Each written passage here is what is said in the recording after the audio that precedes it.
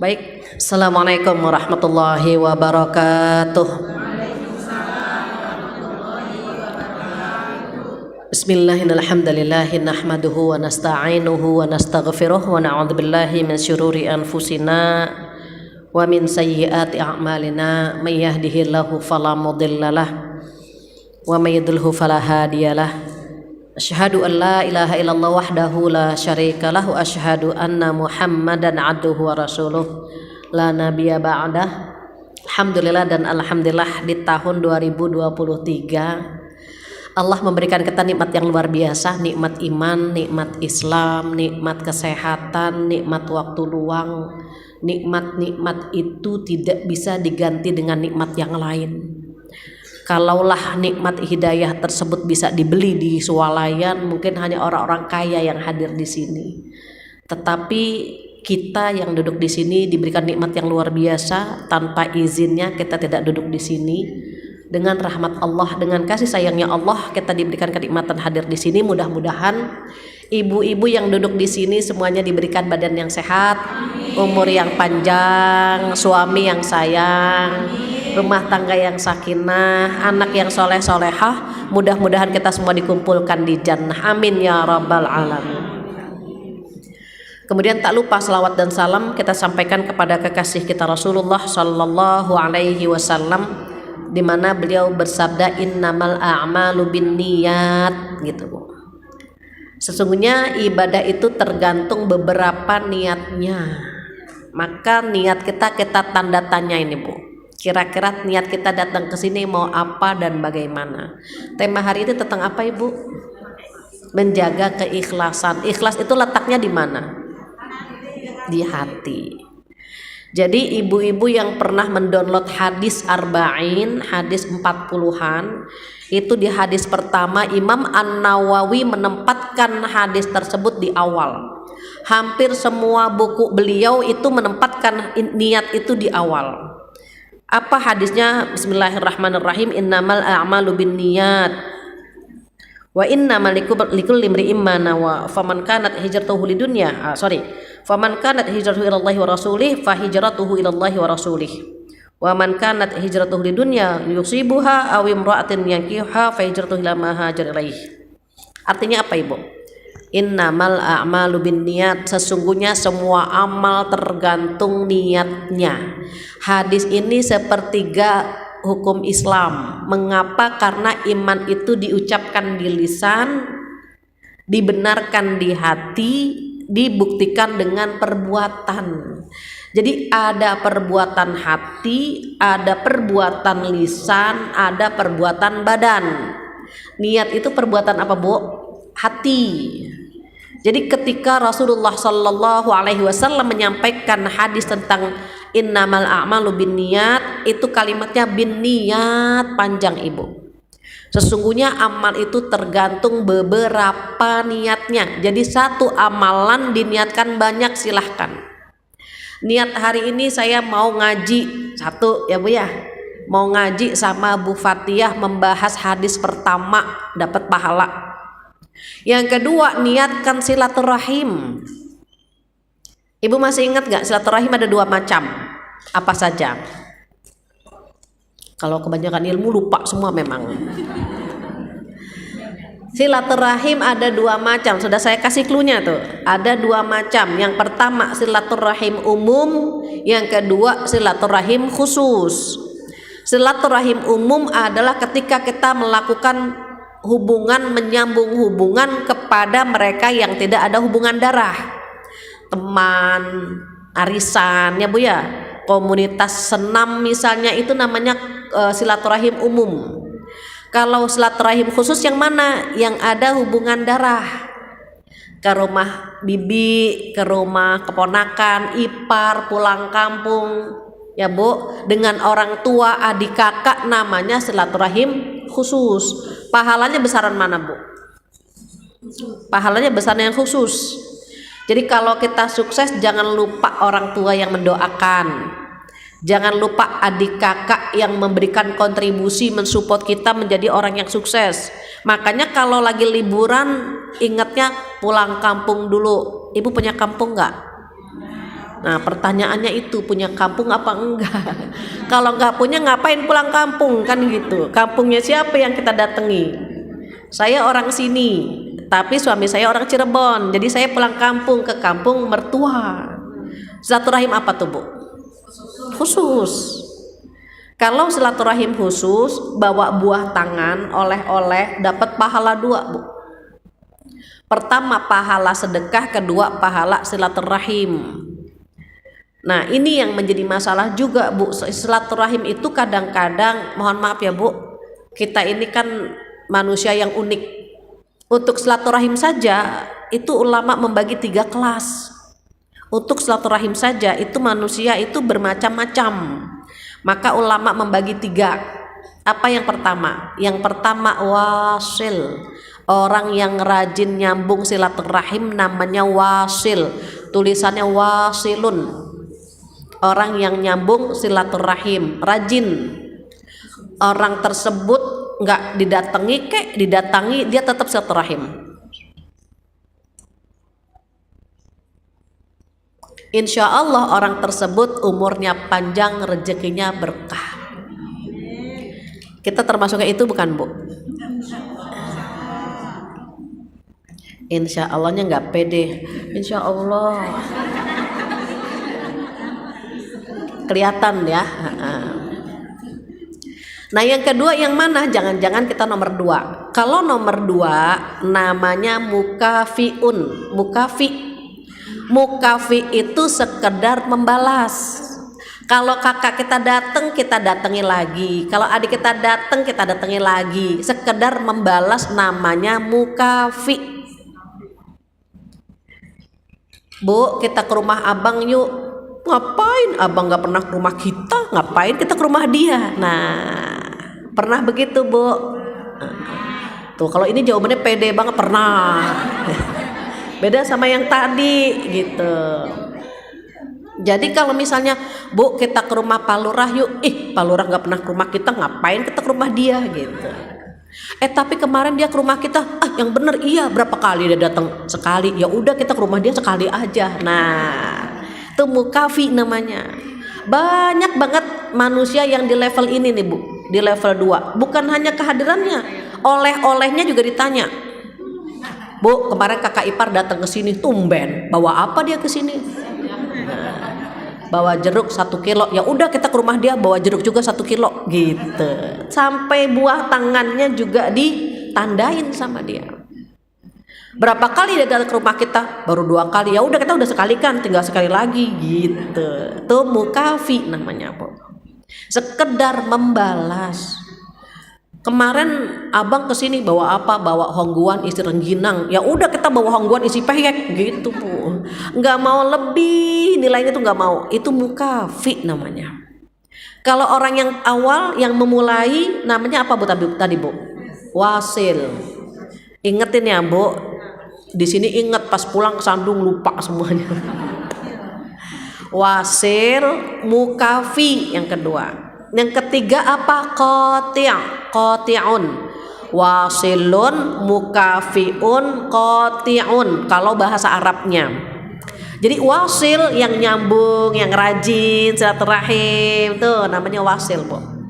Di akhir zaman orang nomor 1 ini sedikit jumlahnya. Yang banyak yang mana? Yang nomor 2. Jamaah di JGC paling banyak nomor berapa?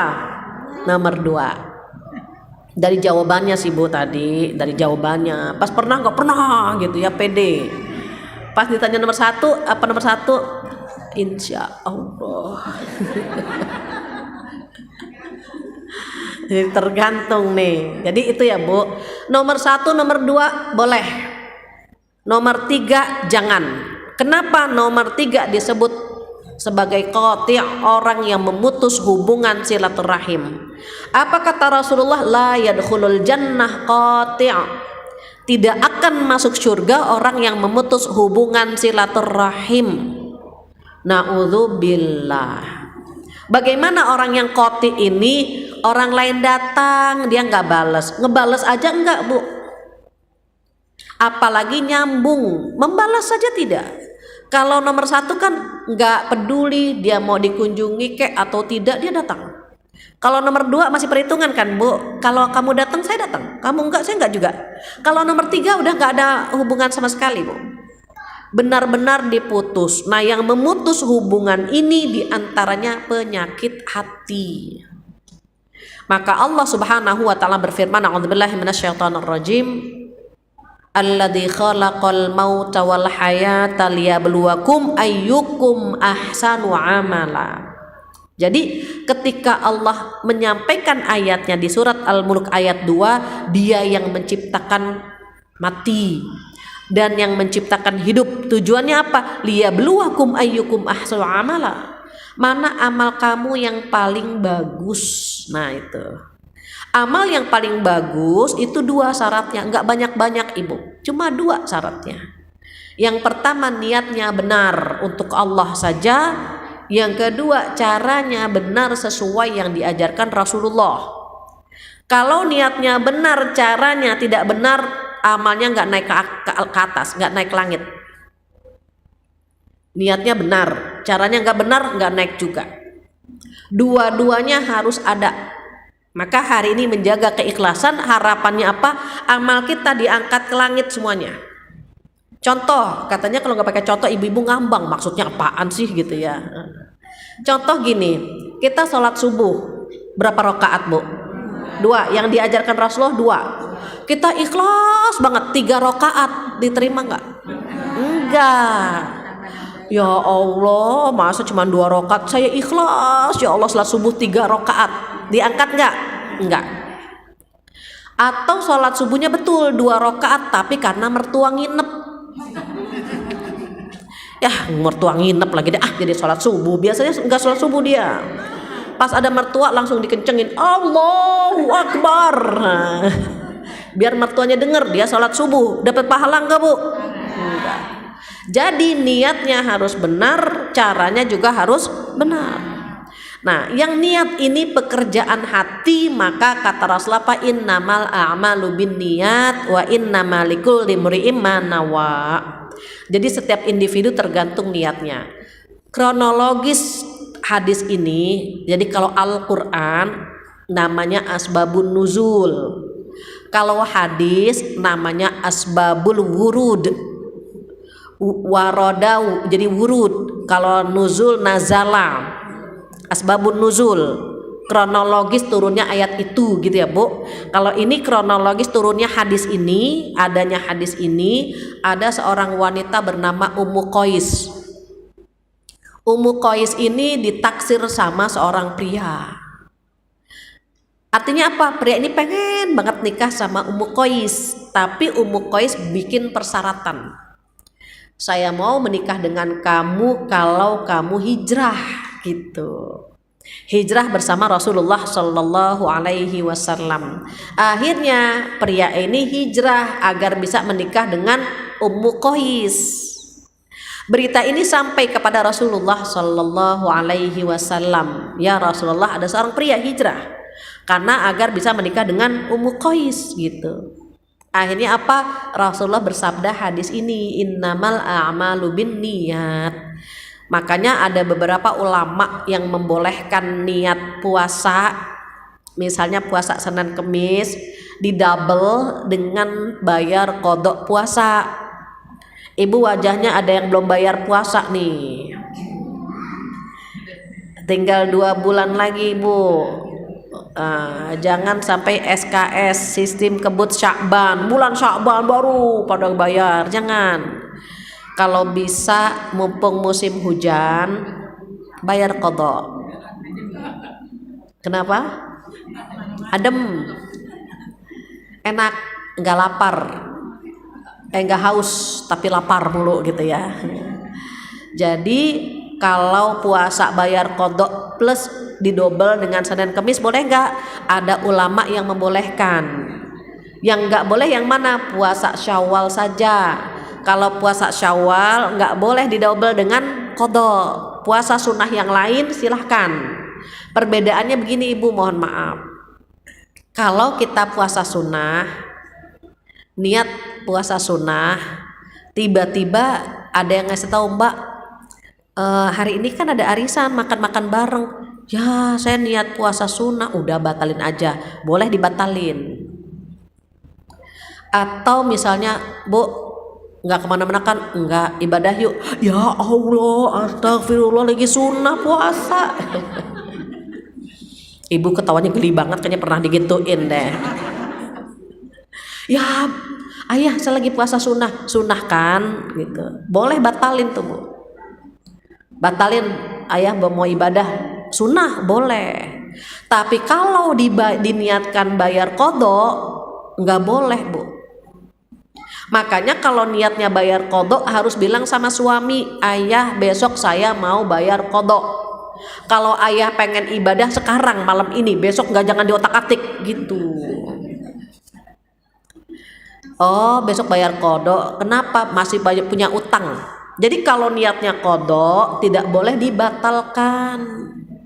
Sama seperti puasa bulan Ramadan kan Bu, dicolek-colek sama suami boleh batal nggak Bu?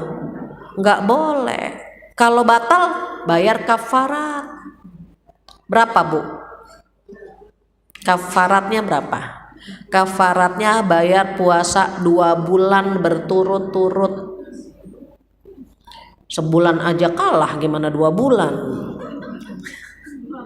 Kalau nggak bisa bagaimana? Memberi makan 60 orang miskin. Tuh hampir setiap tahun ada aja Bu yang nitip kafarat ke saya. Bu Fatia, saya nitip kafarat ya.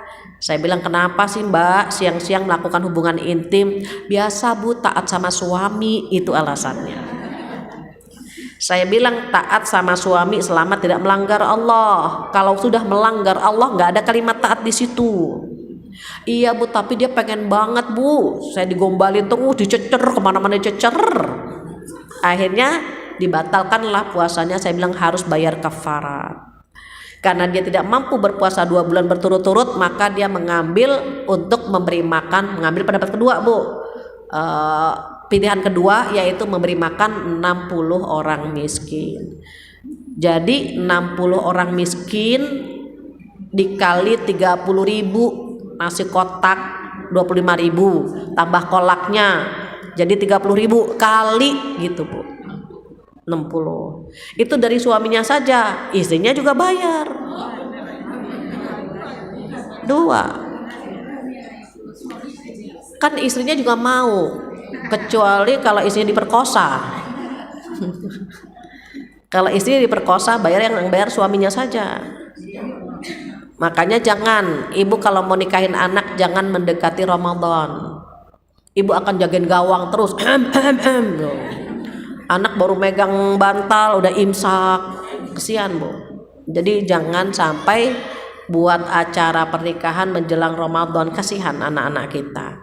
Itu terkait dengan niat. Terus niat itu letaknya di mana? Niat itu letaknya di hati pada saat awal. Contoh misalnya kita niat sholat zuhur. Saya kalau usolli fardhu zuhri namanya talafuz, melafazkan niat. Hukumnya sunnah. Yang niat yang mana? Yang di dalam hati, yang kita ucapkan dengan bahasa Indonesia. Saya niat sholat zuhur 4 rakaat karena Allah. Kapan? Di awal, saat Allahu Akbar. Nah saat Allahu Akbar kita niat di situ, saya niat sholat zuhur 4 rakaat karena Allah. Bukan yang usolli fardhu dhuhri, bukan yang itu. Jadi niat itu di hati, di dalam hati, pakai bahasa Indonesia. Kalau yang usolli namanya talafuz, melafazkan, hukumnya sunnah. Nggak baca itu boleh nggak? Boleh.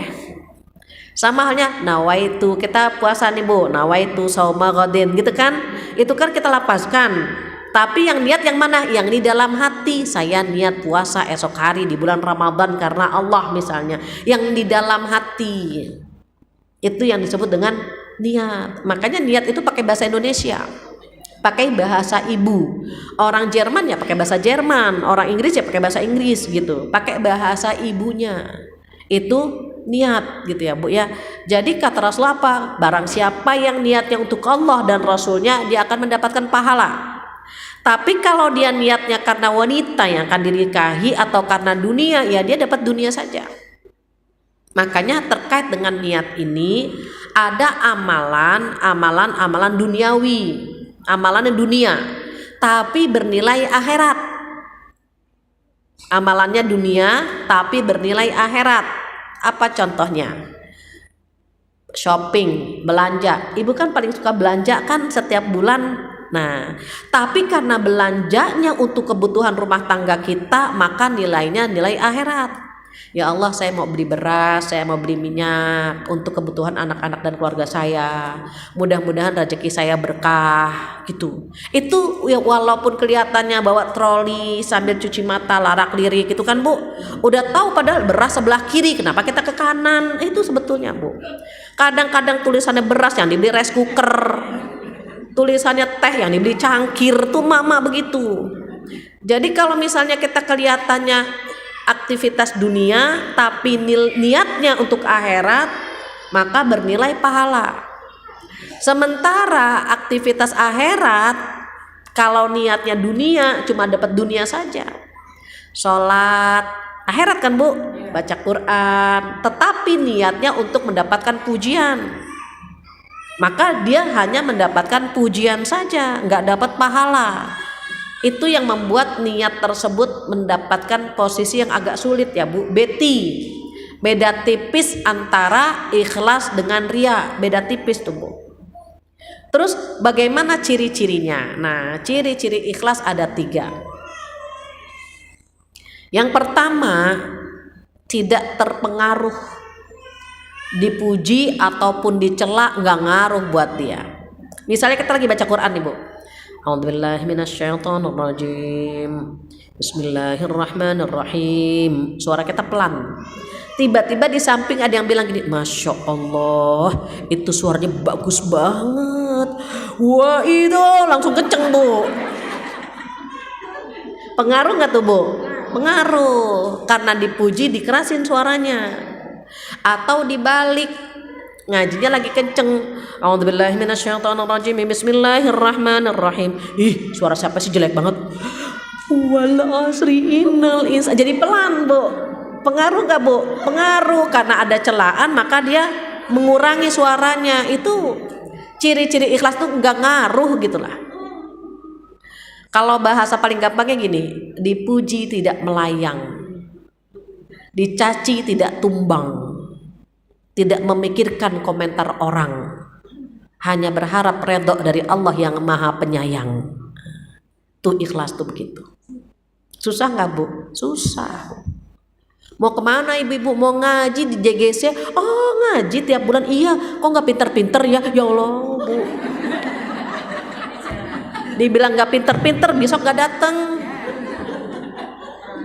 Ada yang izin ke saya, Bu Fathia, mohon maaf bulan depan saya nggak ngaji lagi. Kenapa?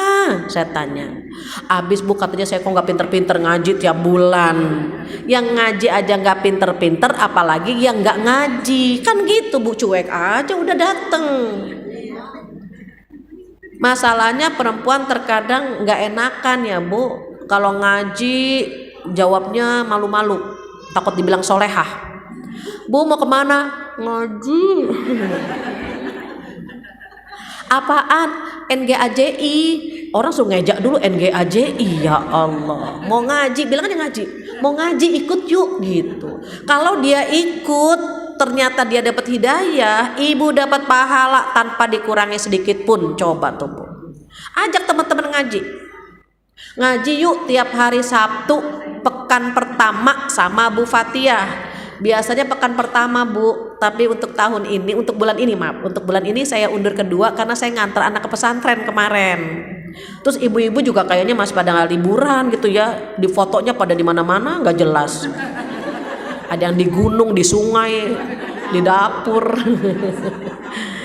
Jadi untuk bulan depan tetap kita kembali ke Sabtu pertama, cuma untuk hari ini saja, bulan ini saja ya Bu, diundur kedua. Jadi kalau kita mau ikhlas, udah nggak ngaruh mau dipuji kek mau dicela, datang kerjain.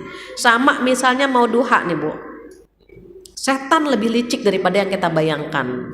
Kata setan gini, nggak usah duha, nggak usah lah gitu ya, sekali-kali nggak duha. Kita jawabnya apa? Enggak, saya harus duha. Ini setan nih pasti. Kita tahu itu setan, Bu. Banyak aja kita lawan. Enggak, saya harus duha. Setan kalah kamu. Akhirnya setan lewat pintu yang lain. Kata setan apa? Enggak usah duha, banyak orang. Nanti kamu riak loh, diliatin orang. Lagi duha diliatin orang. Sholat nggak akhirnya Bu kita? Enggak sholat. Itu setan yang ganggu. Kalau memang mau duha kayak mau sedekah kayak nggak peduli mau dibilang apa, udah, karena niatnya dari awal untuk melakukan amal soleh tadi. Makanya setan lewat pintu lain, lewat godaan yang normal, lewat jalan biasa dia nggak berhasil. Nggak usah ngaji, enggak, saya mau ngaji. Tiba-tiba tetangga bilang, ya Allah rajin banget ngaji padahal nggak pinter-pinter, langsung nggak jadi dah ngaji, ngambek. Tuh setan berhasil di situ, Bu. Sama halnya misalnya gini, orang mau berdoa ya Bu, lagi diuji sama Allah langsung bisa nangis. Kata setan, kemarin kemana aja, pas susah aja datang kepada Allah gitu kan. Tuh setan berhasil disuruh, iya ya, nggak usah doa lah, sedih tanggung sendiri aja. Setan tuh Bu sebetulnya Bu. Kalau lagi susah aja kita sombong nggak minta sama Allah, apalagi lagi bahagia.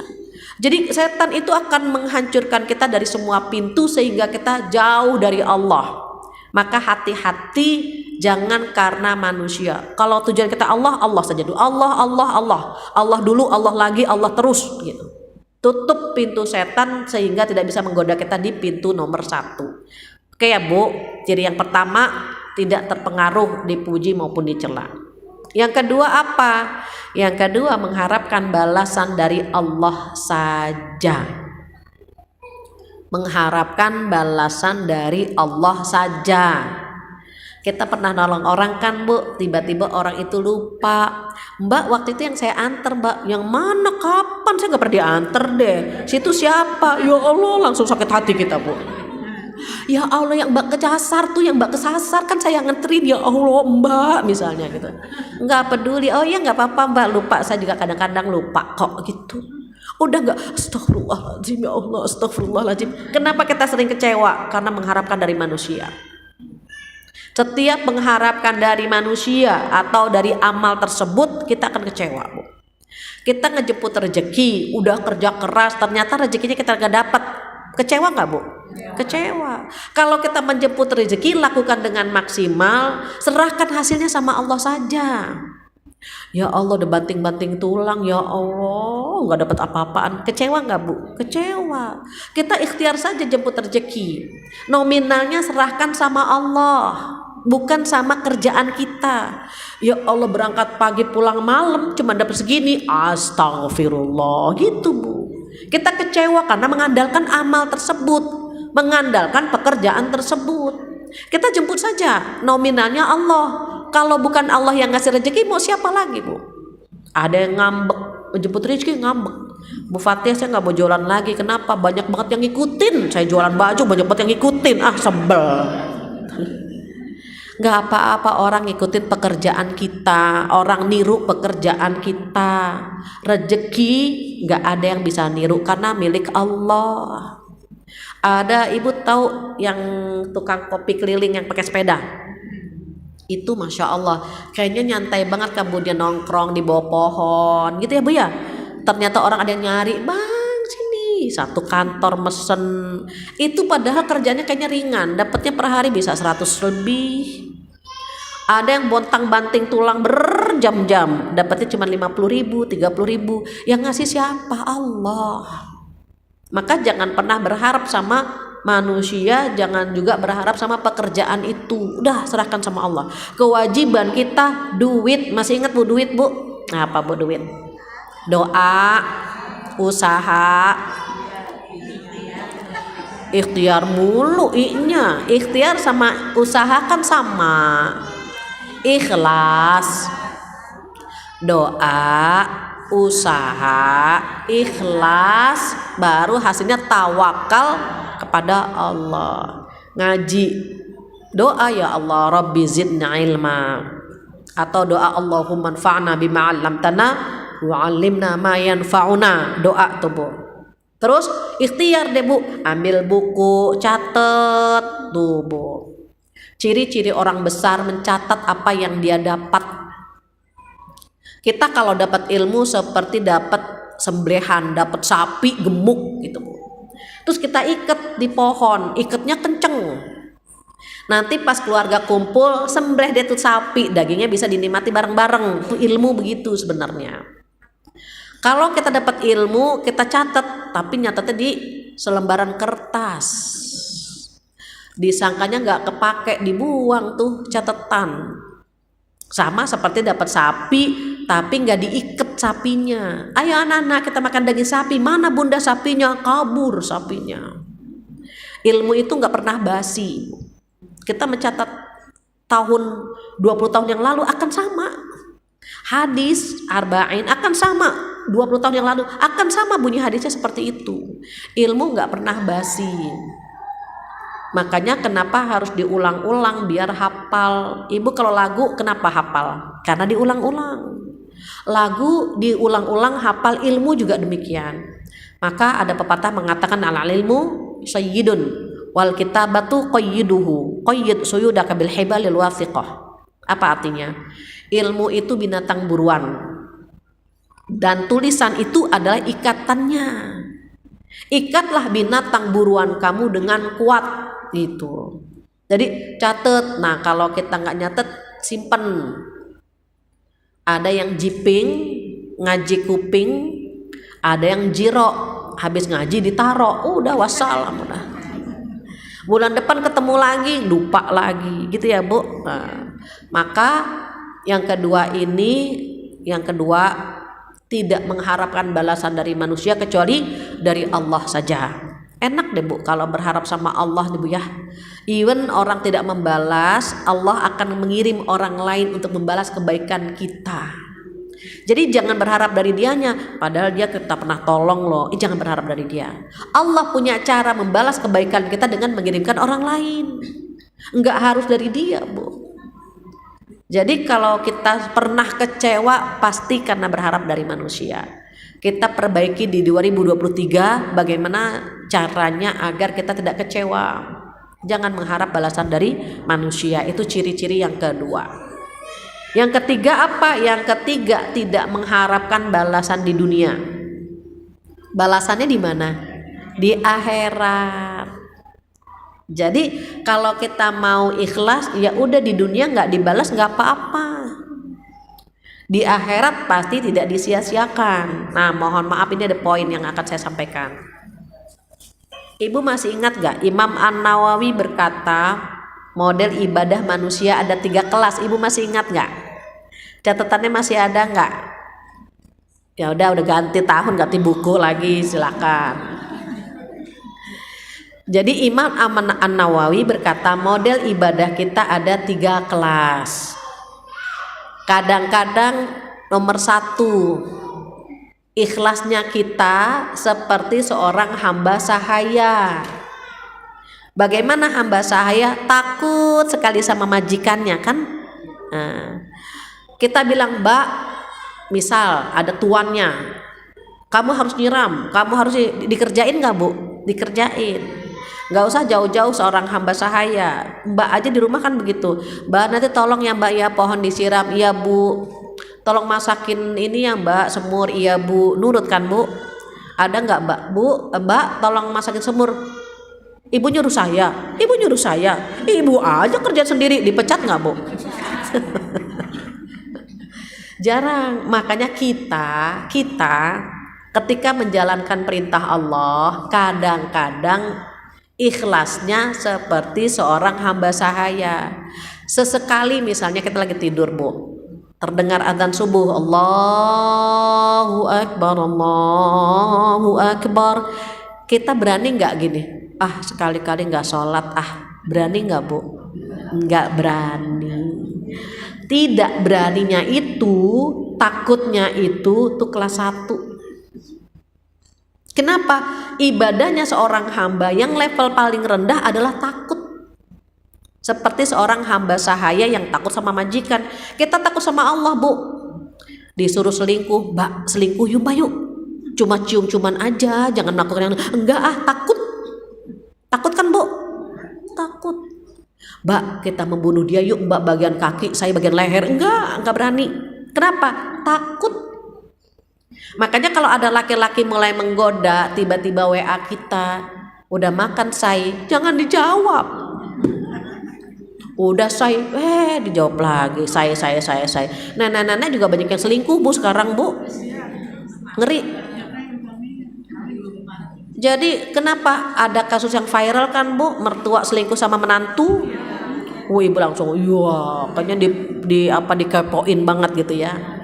Kenapa? Karena tidak memiliki rasa takut kepada Allah. Kalau orang takut Bu, enggak akan berani. Jadi kalau kita takut sama Allah, alhamdulillah, rasa takut itu yang mampu menyelamatkan kita dari api neraka.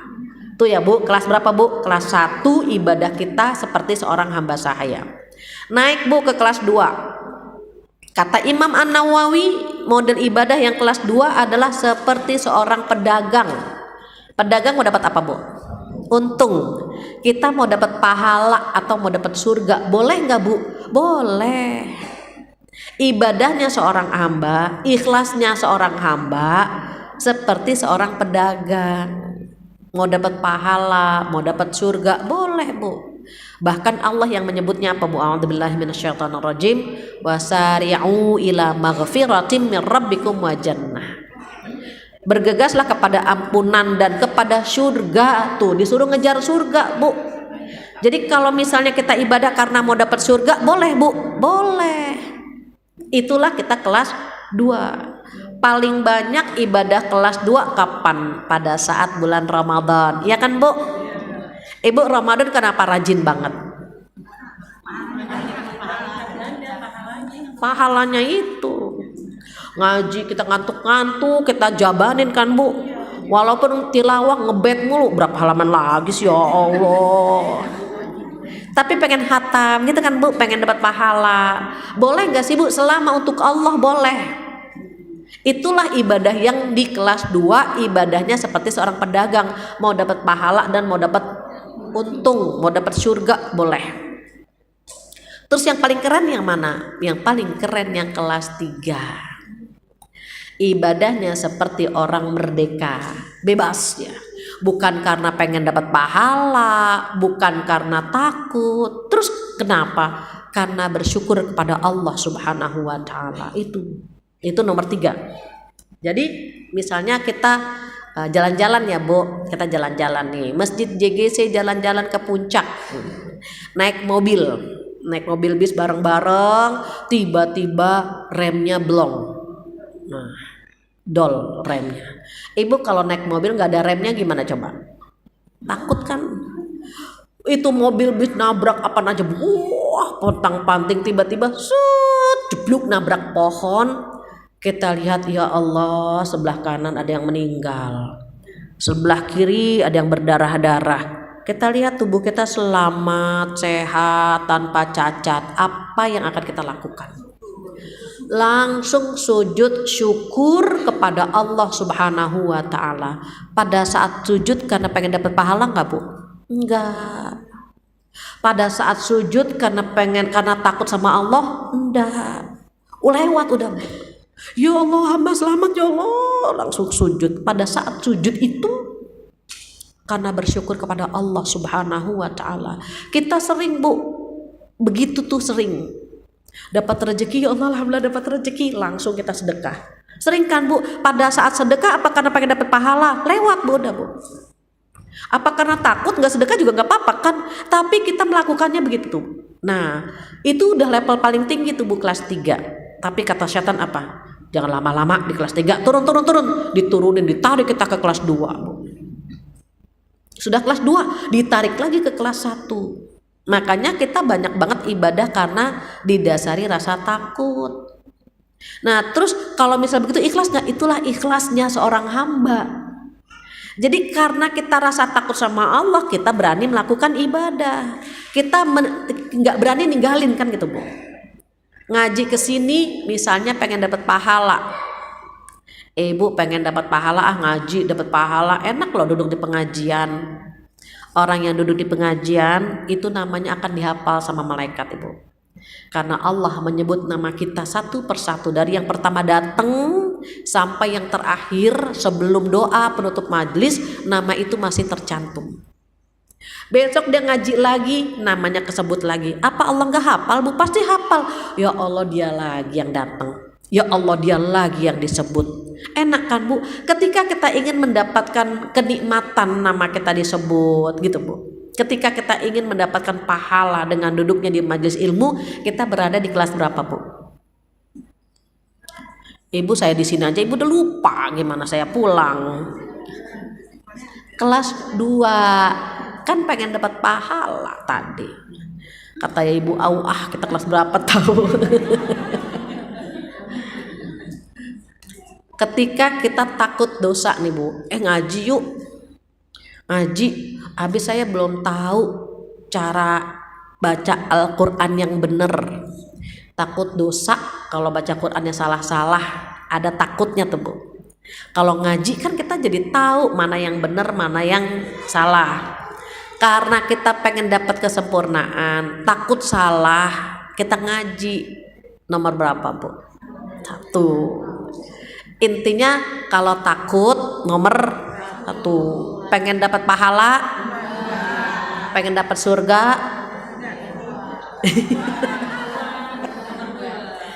Nomor 2 juga. Kalau pamrih sama Allah nomor berapa? Nomor 2. Pamrih tuh gini, Bu. Sedekah mudah-mudahan sedekah perawan saya dilamar besok. Boleh nggak, Bu? Boleh. Tuh nomor berapa? Nomor 2. Betul, Ibu pinter. Tapi kalau kita dapat rezeki banyak banget, sedekahnya juga banyak. Nomor berapa? Nomor 3. Dikasih badan sehat, sujud terus, memperbanyak sujud. Nomor 3. Intinya kalau nomor 3 tuh karena dorongannya tuh karena bersyukur sama Allah gitu, Bu. Bagaimana ibadah Rasulullah? Ibadah Rasulullah Sallallahu Alaihi Wasallam di nomor 3. Nomor 3, bagaimana kakinya sampai kapalan, Bu? Kakinya sampai kapalan karena sholat, Bu. Aisyah nggak bisa ngikutin. Kata Aisyah, bukankah dosa-dosamu sudah dihapus? Engkau sudah dijamin masuk surga. Kenapa sholatmu sampai seperti ini ya Rasulullah? Apa jawaban beliau? Afala akunu abdan syakura. Apakah aku tidak pantas menjadi hamba yang bersyukur? Justru karena sudah dijamin masuk surga, sudah dihapus dosa-dosaku, justru karena sudah dijamin masuk surga, aku malu kalau ibadahku biasa-biasa saja. Nah itu. Jadi kalau malu sama Allah, meningkatkan rasa syukur, itu sudah berada di posisi kelas 3. Tapi mohon maaf, biasanya nggak lama di situ, Bu. Ditarik sama setan, turun gitu. Jadi mohon maaf, Bu, ada yang nulis begini nih, Bu, di status, kalau kamu mengharapkan ini itu maka ibadahmu sia-sia. Mohon maaf, dia harus ngaji dulu. Kalau kamu melakukan ibadah pengen dapat surga gitu ya, Bu, maka sia-sia. Ngaji dulu boleh kok menurut Imam An-Nawawi. Banyak yang bertanya seputar itu, Bu Fatia, saya pernah ngaji, pernah dengar di YouTube bla bla bla. Kalau kita berharap dengan ibadah kita, katakanlah misalnya kita sholat duha biar badan kita sehat, kita sedekah biar gini gitu ya, Bu ya, selama mintanya bukan sama Allah enggak boleh. Tapi kalau mintanya sama Allah boleh. Yang paling bagus memang di kelas 3. Udah jangan mikirin apa-apa, ibadah saja gitu, Bu. Duha saja, baca Quran saja, jangan ada embel-embel permintaan. Memang yang paling bagus itu. Tetapi Imam An-Nawawi memberikan 3 bagian tadi, Bu. Kadang-kadang kita ibadahnya karena rasa takut gitu kan, Bu. Kadang-kadang ibadah kita karena pengen dapat surga atau dapat pahala. Kecuali sekali Rabi'atul Adawiyah. Rabi'atul Adawiyah nggak minta itu semua. Rabi'atul Adawiyah itu wanita terhebat ya, Bu, di masa tabi'in kalau nggak salah. Itu memang ibadahnya nggak mengharapkan itu semua. Kalau di masa Rasulullah siapa? Khadijah dan ummahatul mukminin, itu ibadahnya tinggi mereka. Maka boleh Bu kita baca tentang Khadijah radhiyallahu anha, bagaimana perjuangannya untuk Rasulullah Shallallahu Alaihi Wasallam tanpa pamrih Ibu, langsung beriman, nggak mikir-mikir gimana. Sebentar ya, sebentar kita diskusi dulu ya, sebentar ya. Kan kalau kita sama suami begitu, suami minjem uang kita dihitung nggak Bu? Mas kemarin minjem 1 juta belum dibayar. Khadijah radhiyallahu anha miliaran rupiah diberikan. Pernah minta ganti? Enggak. Khadijah radhiyallahu anha itu Allah berikan menjadi wanita terbaik di surga ya Bu. Masya Allah, wanita terbaik di surga. Kalau kita mendapatkan stempel wanita terbaik sekelurahan udah seneng banget Bu. Ini wanita terbaik di surga. Jadi kalau kita umroh atau pergi haji, kita ziarah ke makam Rasulullah, ke makam Ummahatul Mukminin, ya Allah mudah-mudahan kita bersama mereka gitu Bu. Boleh nggak Bu? Boleh. Jadi kalau kita terlalu ekstrim, udah kalau doa ibadah karena Allah saja. Kan manusia levelnya beda-beda. Ada yang karena takut dulu kan Bu. Ya kalau nggak salah takut masuk neraka. Boleh nggak Bu? Boleh, itu even baru level kelas 1 tapi sudah selamat dari api neraka. Kalau kita langsung harus ikhlas, kan nggak gitu. Ikhlas, yang tadi takut ikhlas gak? Yang tadi takut juga ikhlas, cuma ikhlasnya seperti seorang hamba sahaya gitu Bu. Yang kedua ikhlas gak? Ikhlas juga, cuman seperti seorang pengusaha atau seorang pedagang. Dia ikhlas beribadah kepada Allah, tapi levelnya cuma level pengen dapat pahala, pengen dapat surga, pengen ada iming-iming dari Allah gitu. Walaupun yang paling tinggi yang kelas 3, bisa nggak orang langsung harus kelas 3? Kan nggak bisa langsung begitu. Kita melatih anak-anak, kita melatih teman-teman, termasuk kita semua yang hadir hari ini, mungkin nggak bisa langsung selevel Rasulullah. Jadi saya terkadang kalau baca status membuat orang galau semua tuh Bu. Nggak diterima sholat yang karena gitu ya Bu. Aduh ini saya pengen japri aja gitu. Janganlah buat status yang membuat orang jadi percuma lah sholat, orang saya nggak ikhlas kok, saya takut aja. Boleh kan padahal gitu.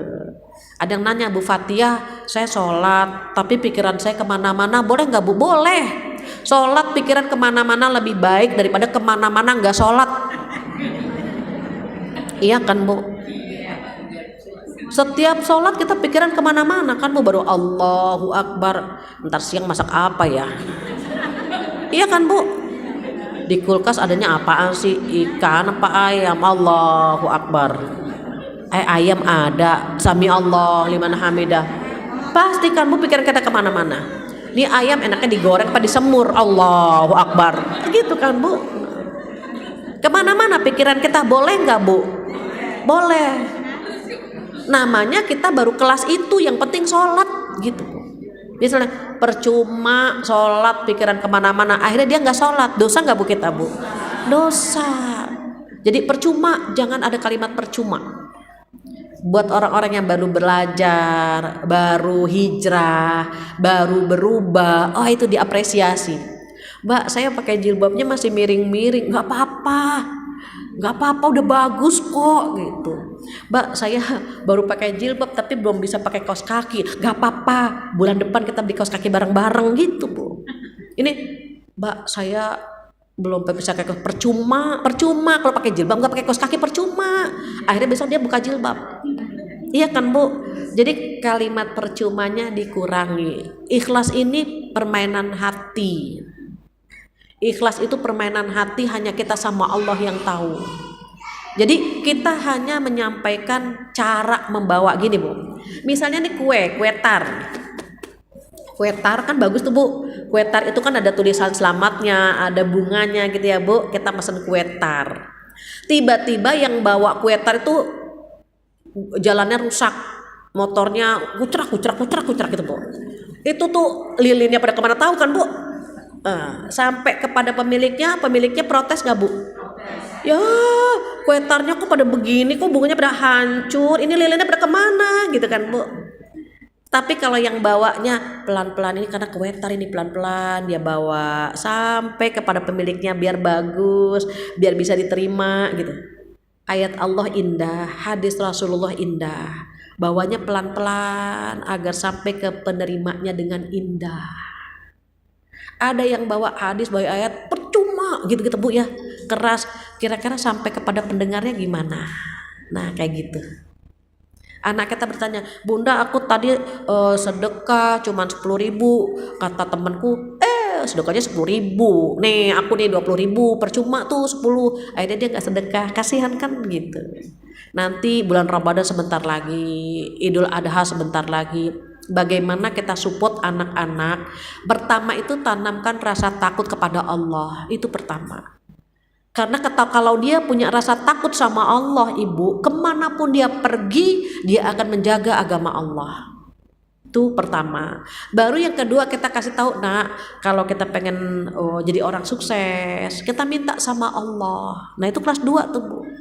Kalau kita pengen mendapatkan kebahagiaan di dunia, kebahagiaan di akhirat, minta sama Allah. Nah, perbanyak sedekah, perbanyak sholat sunnah, perbanyak baca Quran. Itu sudah kita isi dengan kelas 2. Nanti lambat laun dia akan mencapai kelas 3 dengan sendirinya setelah mendapatkan kenikmatan itu semua. Kita pernah tuh Bu sampai ke kelas 1, kelas 2, kelas 3, sampai kita pernah di situ, tapi sama setan ditarik lagi ke kelas 2. Akhirnya kita mengharapkan surga, mengharapkan pahala, padahal pernah kita Bu. Jadi kalau kita sampai di pucuknya, sampai di level tertinggi, perbanyak ibadah pada saat itu. Biasanya Bu, kalau lagi di level kelas 3 itu Bu, itu kita merasakan kenikmatan tersendiri. Jangan sampai ya Allah, jangan sampai hilang dari sini. Ya Allah, jadikan kenikmatan ibadah ini terus menerus kita Bu ya. Kita bisa merasakan apa ya Bu, kedekatan kita dengan Allah Subhanahu wa taala. Makanya setan enggak redok kita di posisi itu. Jadi kalau kita menyampaikan kepada mereka, boleh enggak sih begini? Boleh, selama kepada Allah. Itu yang membuat ikhlas kita terjaga. Jadi tema hari ini tentang hadis pertama, tentang menjaga keikhlasan. Kita jaga ya Bu, sama-sama ya Bu. Di tahun 2023 ini berharap sekali bobot ibadah kita lebih baik daripada tahun-tahun sebelumnya. Jika tahun lalu ada mimpi, ada hajat yang belum tercapai, belum dikabulkan, mintalah di tahun ini agar semua hajat dan mimpi-mimpi kita Allah kabulkan. Wallahu a'lam bishawab. Itu tema hari ini, nggak terasa jam 11:04. Jika ada yang ingin ditanyakan atau ditambahkan, saya persilahkan. Silakan Mbak Ica.